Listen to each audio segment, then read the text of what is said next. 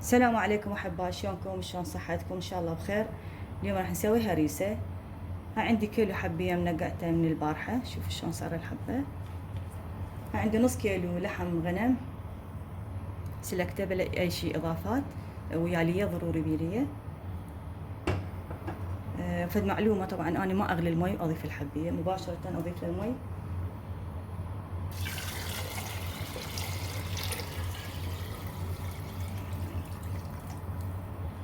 طبعا تستوي عندنا راسا من اضيف لها المي.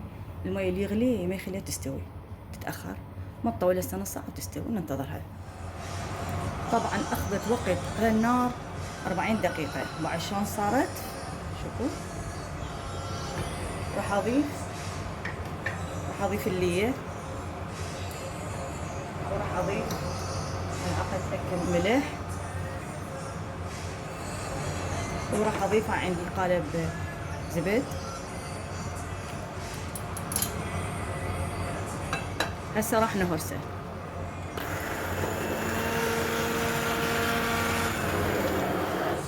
راح اضيف القشطة عندي. عندي القشطة 4 باكيتات.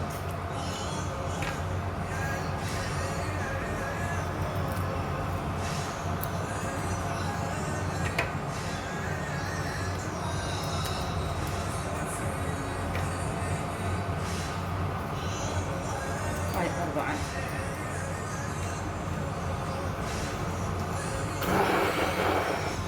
هرسناها. هسه راح شو نضيف؟ هذا السوق من اللحم، ونضيف اللحم اللي فتتناه.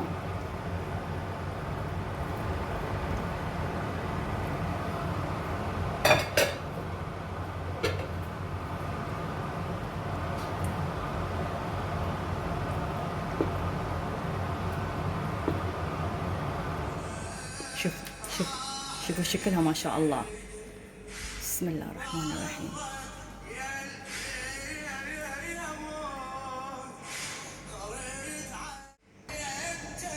ان شاء الله تعجبكم الهريسه، اكتبوا لنا بالتعليقات، وتحياتي لكم.